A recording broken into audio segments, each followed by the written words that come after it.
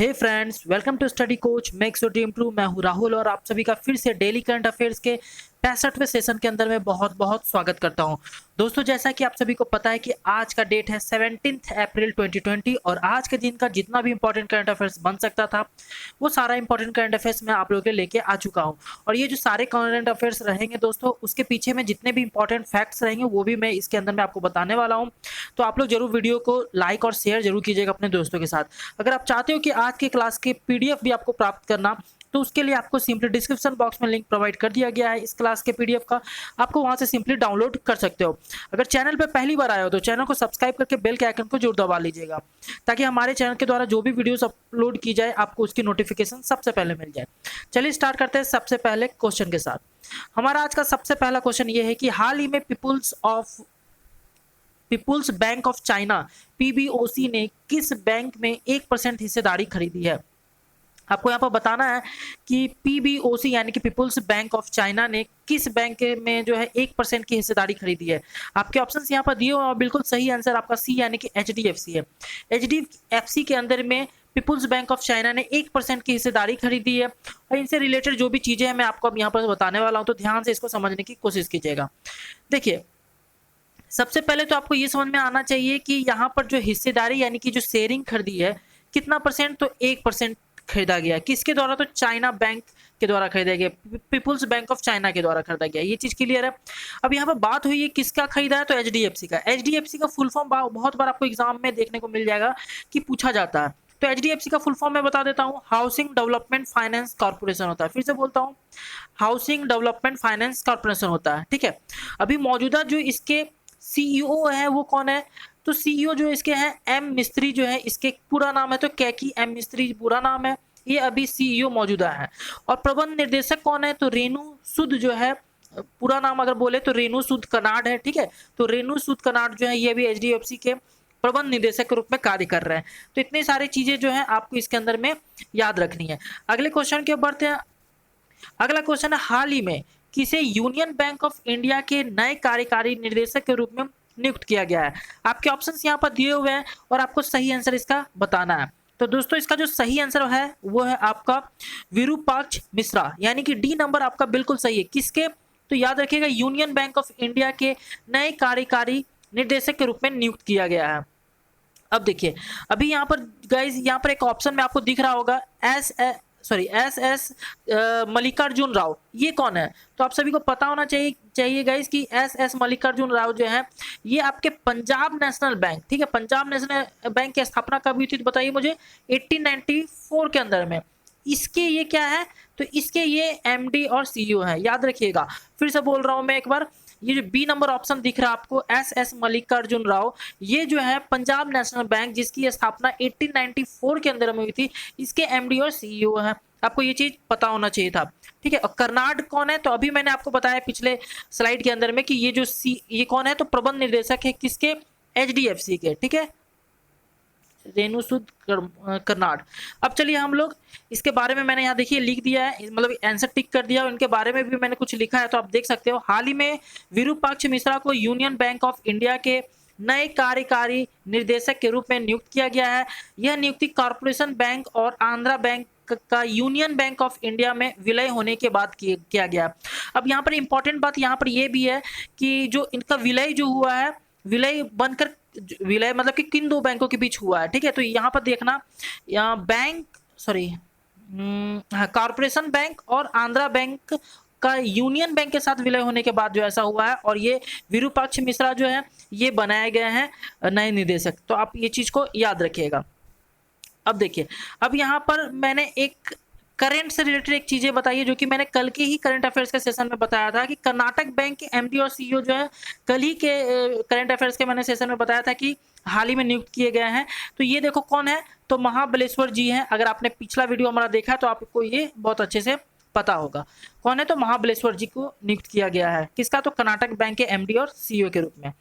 चलिए अगले प्रश्न की ओर बढ़ते हैं। अगला प्रश्न ये है कि हाल ही में किस कंपनी ने स्थानीय स्पोर्ट्स की जानकारी देने के लिए स्पोर्ट्स नहीं है, स्टोर्स है। ठीक है, सॉरी माफ कीजिएगा, स्थानीय स्टोर्स की जानकारी देने के लिए नियरबी स्पोर्ट ऐप की लॉन्चिंग की है। आपके ऑप्शंस यहाँ पर दिए हुए हैं, और इसका जो सही आंसर है वो है आपका गूगल, यानी कि डी नंबर बिल्कुल सही आंसर है। यानी कि गूगल ने नियरबी स्पॉट नाम की एप्लीकेशन जो है इसको लॉन्च किया है, जो कि अभी आपको गूगल प्ले स्टोर पे आपको मिल भी जाएगा, आप जाके देख भी सकते हो। ये देखो, इसके बारे में मैंने कुछ चीज़ें लिखी है, ध्यान दीजिए। हाल ही में गूगल ने स्थानीय स्टोर्स की जानकारी देने नियरबी स्पॉट ऐप की लॉन्चिंग की है। यह ऐप आपको लोकेशन की आसपास खुले किराना स्टोर्स की जानकारी मुहैया कराएगी। यह ऐप जो है आपको गूगल प्ले स्टोर पे मौजूद है, आप जाके देख सकते हो। अब यहाँ पर बात हुई है गूगल की, तो गूगल का आपको पता होना चाहिए कि इसका एस्टेब्लिशमेंट कब हुआ। इसका एस्टेब्लिशमेंट 1998 के अंदर में हुआ। इसका हेडक्वार्टर कहाँ है, तो इसका हेडक्वार्टर कैलिफोर्निया यूएस के अंदर में है, आपको ये चीज़ पता होना चाहिए। अब देखो दोस्तों, यहाँ पर विप्रो, माइक्रोसॉफ्ट और फेसबुक दिया है, तो इसके बारे में भी मैं आपको बताऊंगा, ठीक है। अब उससे पहले थोड़ा सा गूगल के बारे में और चीज़ें जान जाते हैं। गूगल के अभी जो है ये बताओ कि सीईओ कौन है, तो सुंदर पिचाई आप सभी को पता है। फाउंडर कौन थे गूगल के, तो लैरी पेज और सर्जी ब्रिन जो थे फाउंडर थे गूगल के। ये एम लिखा गया है यहाँ पे, इसको ध्यान दीजिएगा, फाउंडर है, ठीक है, स्पेलिंग मिस्टेक है। लैरी पेज और सर्जी ब्रिन थे, ठीक है। इसका स्थापना जैसा कि मैंने आपको बताया 1998 के अंदर में हुआ था, ठीक है, जिसका हेडक्वार्टर कैलिफोर्निया यूएसए के अंदर में है। अब मुझे ये बताओ कि गूगल का फुल फॉर्म क्या होता है। गूगल का फुल फॉर्म आपको एग्जाम में पूछा जा सकता है, तो गूगल का फुल फॉर्म आप लोग याद रखिएगा, global organisation of oriented group language of earth. फिर से बोल रहा हूँ, global organisation of oriented group language of earth, इसका फुल फॉर्म है। अब देखो, ये जो है सुंदर पिचाई सीईओ। अभी सुंदर पिचाई जो है कब ज्वाइन किए थे गूगल को, ये भी बहुत इंपॉर्टेंट है। तो देखो, ये शुरू में ही जब ज्वाइन किए थे वो एज अ सीईओ ज्वाइन नहीं किए थे, एज अ वो मैनेजमेंट एग्जीक्यूटिव ज्वाइन किए थे। यानी कि 2004 में इनका ज्वाइनिंग हुआ था गूगल में मैनेजमेंट एग्जीक्यूटिव के तौर पर, ठीक है। उसके बाद फिर क्या हुआ कि 2015 में इनको सीईओ बनाया गया गूगल का, और ये अभी तक जो है ये सीईओ के पद पर मौजूद है गूगल के, ठीक है। चलिए अगले क्वेश्चन की ओर बढ़ते हैं हम लोग। अगला क्वेश्चन, अच्छा सॉरी, उसके अगला क्वेश्चन नहीं है, जो मैंने आपको बताया था कि फेसबुक हो गया, फिर आपका विप्रो हो गया, ठीक है, माइक्रोसॉफ्ट हो गया, उसके बारे में भी मैंने यहाँ पर डाल दिया है स्लाइड में, तो आप इसको देख लीजिए। फेसबुक का एस्टेब्लिशमेंट कब हुआ था, 2004 में हुआ था। बट इन इंडिया में कब, अगर आपसे पूछ लिया जाए एस्टेब्लिशमेंट कब हुआ, तो 2006 में हुआ है। आप ये चीज़ सॉरी जरूर आप इसको याद रखिएगा, ठीक है। अगर पूछा जाए तो आप बिल्कुल भी इसको गलती ना करें। सीईओ कौन है फेसबुक के, तो मार्क जुकरबर्ग सीईओ है। अब मुझे ये बताओ कि विप्रो के सीईओ कौन है, तो मैंने आपको बहुत बार बताया, अब्दाली निमिचुवाला जो है विप्रो के सीईओ है। इसका एस्टेब्लिशमेंट कब हुआ, तो 1945 के अंदर में इसका एस्टेब्लिशमेंट हुआ। बहुत पुरानी कंपनी है विप्रो, और आपको याद रखना है, बहुत इंपॉर्टेंट भी है। माइक्रोसॉफ्ट की एस्टेब्लिशमेंट कब हुई थी, तो 1975 के अंदर में इसकी एस्टेब्लिशमेंट हुई है। और सीईओ कौन है, तो सत्या नडेला जो है सीईओ है किसके, तो माइक्रोसॉफ्ट के। ये भी आपको याद रखना है, इसका डेट या जरूर याद रखिए एस्टेब्लिशमेंट का, उसके बाद फिर उसका सीईओ कौन है वो भी जरूर याद रखना चाहिए, ये बहुत इंपॉर्टेंट होता है, एग्जाम में यही पूछे जाते हैं। अगले क्वेश्चन के बढ़ते हैं। अगला क्वेश्चन है कि हाल ही में किस सरकार ने कॉमिक पाठ्य पुस्तकों, यहाँ पर देखो, पाठ्य पुस्तकों का इलेक्ट्रॉनिक संस्करण को लॉन्च किया। फिर से, हाल ही में किस राज्य सरकार ने कॉमिक पाठ्य पुस्तकों का इलेक्ट्रॉनिक संस्करण को लॉन्च किया। आपके ऑप्शन यहाँ दिए हुए हैं और आपको इसका सही आंसर बताना है। तो दोस्तों, इसका जो सही आंसर है वो है आपका मणिपुर। क्या है, मणिपुर, ठीक है। अब देखो, मणिपुर से जुड़ी मैंने कुछ और चीजें भी लिखी हैं, उससे पहले आप इसके बारे में देख लो। ये जो पाठ्य पुस्तक कॉमिक का स्टार्ट किया जा रहा है, लॉन्च किया गया है इलेक्ट्रॉनिक संस्करण, किसका किया गया। देखो, क्लास 3, 4 और 5 के लिए कॉमिक पाठ्य पुस्तकों का इलेक्ट्रॉनिक संस्करण को लॉन्च किया गया है, ये आप इसको ध्यान में रखिएगा। अब यहाँ पर मणिपुर की बात हो रही है, तो मणिपुर के बारे में एक चीज मैं आपको जरूर बताना चाहूंगा कि मणिपुर के अंदर में एक बहुत इंपॉर्टेंट दर्रा जिसका नाम है तुजू, और यहाँ पर मैंने लिखा है ट्रिक तुम। ये क्या है, तो देखो इससे आपको याद रहेगा हमेशा, तू से हो गया तुजू और मौ से हो गया मणिपुर, यानी कि मणिपुर के अंदर में जो दर्रा है उसका नाम है तुजू दर्रा, जो कि मणिपुर के, तुम मौ से मणिपुर हो गया। आप इस तरह से याद रख सकते हैं, इसलिए मैंने यहाँ पर लिख दिया ट्रिक करके। अब देखो, मणिपुर के अंदर में एक फेमस लोक नृत्य जिसका नाम है नुप नृत्य। क्या नाम है, नुप नृत्य, ठीक है। तो आप इस चीज को भी जरूर याद रखें। अब देखिए, अब यहाँ पर गाइज, यहाँ पर है उड़ीसा। क्या है, उड़ीसा। अब उड़ीसा है यहाँ पर, तो मैं आपको उड़ीसा के बारे में बताना चाहता हूँ। बताओ कि उड़ीसा के अभी जो है, सॉरी इसका पहले फॉर्मेशन मुझे बताओ। इसका फॉर्मेशन कब हुआ? तो आप सभी को पता है, बार-बार मैं आपको बताता हूँ कि उड़ीसा का फॉर्मेशन 1 अप्रैल कब? 1 अप्रैल को अभी हाल ही में इसका मनाया भी गया था। 1936 के अंदर में इसका क्या हुआ था? फॉर्मेशन हुआ था। इसकी मुझे बताओ उड़ीसा की राजधानी क्या है? तो इसकी राजधानी भुवनेश्वर है। इसके सीएम कौन है? तो नवीन पटनायक है। इसके अभी मौजूदा राज्यपाल कौन है? तो गणेशी लाल इसके राज्यपाल है। तो आपको ये सारी चीजें जो है पता होना चाहिए। अच्छा, मणिपुर के बारे में तो हमने बात ही नहीं किया। तो मणिपुर का मुझे बताओ कि राजधानी कहाँ है? इसकी राजधानी कहाँ है? तो इम्फाल जो है इसकी राजधानी है। अब मुझे बताओ कि मणिपुर के अभी मुख्यमंत्री कौन है? तो मणिपुर के जो अभी मुख्यमंत्री है, आप सभी को पता होना चाहिए कि बीरेन सिंह जो है यहाँ के अभी मुख्यमंत्री है, और हैपतुल्ला जो है यहाँ के राज्यपाल के रूप में अभी पद संभाले हुए हैं। ये सारी चीजें आपको याद रखनी है।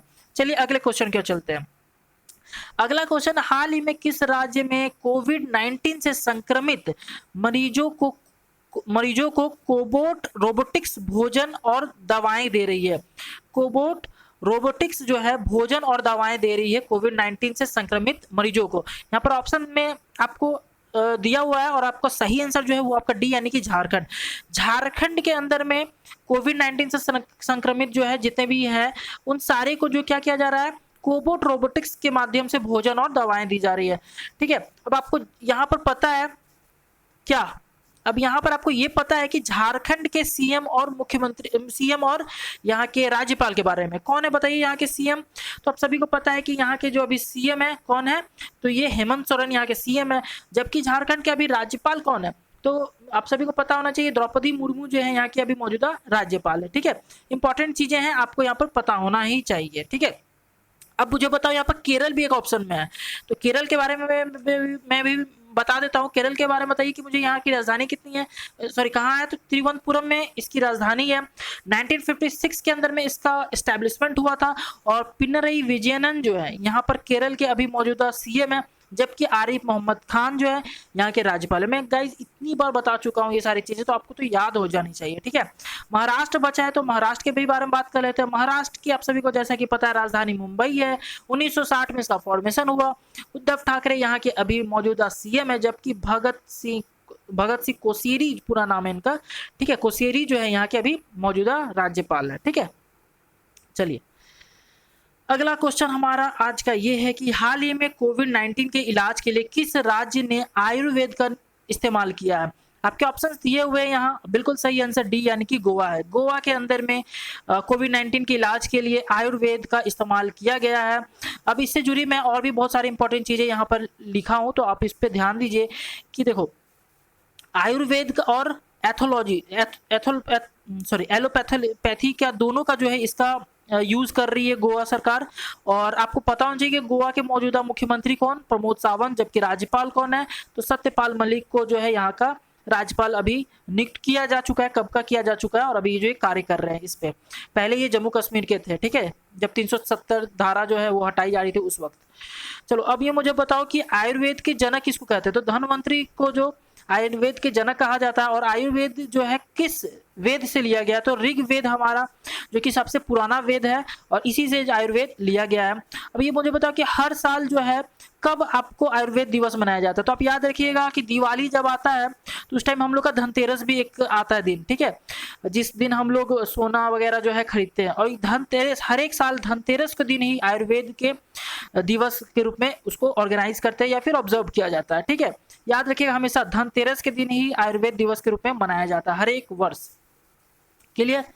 चलिए अगले क्वेश्चन के अगला क्वेश्चन ये है कि निम्नलिखित में विश्व कला दिवस कब मनाया जाता है? आपके ऑप्शंस यहाँ पर दिए हुए हैं, और आपको इसका बिल्कुल सही आंसर बताना है। इसका जो सही आंसर है गाइज वो है आपका 15 अप्रैल। 15 अप्रैल को हर वर्ष कला दिवस, विश्व कला दिवस के रूप में, विश्व आर्ट दिवस के रूप में ऑब्जर्व किया जाता है।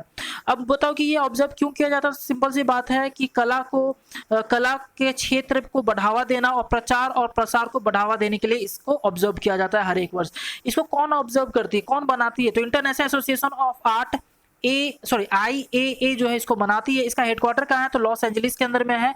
तो ये भी आपको पता होना चाहिए। ठीक है, अब देखिए अगला क्वेश्चन ये है कि निम्न में से किसके द्वारा 2 स्तरीय मास्क विकसित किया गया है? 2 स्तर यानी कि जो मास्क हम लोग पहनते हैं कोविड-19 से बचने के लिए, तो उसके लिए क्या होता है? 2 स्तर के मास्क, उसमें 2 लेयर होंगे। तो वो कौन, मतलब किसको फॉर्म कर रहा है, बना कौन रहा है? तो डी नंबर बिल्कुल सही आंसर है। खादी और ग्रामीण उद्योग ग्रामोद्योग जो है ये इसको फॉर्म कर रहा है, इसको विकसित कर रहा है। ठीक है, आप इसको याद रखिएगा, यहाँ पर आंसर मैंने टिक कर दिया है। ठीक है, तो गाइज ये थे हमारे पूरे आज के क्लास का, आज के दिन का पूरा इंपॉर्टेंट करंट अफेयर्स, और ये रहा आपका प्रीवियस वीडियो का क्वेश्चन। क्वेश्चन ये है कि हाल ही में किसे आईएमएफ इंटरनेशनल मॉनेटरी फंड के बाहरी सलाहकार समूह में शामिल किया गया है? आपके ऑप्शंस यहाँ पर दिए हुए हैं, मनमोहन सिंह, रघुराम राजन, अरविंद सुब्रमण्यम या अमर्त्य सेन। ठीक है, आपके ऑप्शन यहाँ दिए हुए, आपको इसका सही जवाब हमारे इस वीडियो के कमेंट बॉक्स में देना है। अगर आपने हमारे प्रीवियस वीडियो को देखा है तो आप इसका जवाब बहुत अच्छे से दे पाओगे, अगर नहीं देखा है तो आप इसका जवाब थोड़ा देने में प्रॉब्लम क्रिएट कर सकते हो। और अगर आप चाहते हो हमारे प्रीवियस वीडियो को देखना तो हमारे डिस्क्रिप्शन बॉक्स के अंदर में लिंक प्रोवाइड कर दिया गया है प्रीवियस वीडियो का, आप वहां पे जाकर देख सकते हो। अगर वीडियो पसंद आई हो तो वीडियो को लाइक और शेयर जरूर कीजिएगा, और अपने चैनल को अपने दोस्तों के साथ जरूर शेयर कीजिएगा, और इस चैनल को जरूर सब्सक्राइब करके बेल के आइकन को प्रेस कर लीजिएगा। Thank you so much watching this video. जय हिंद।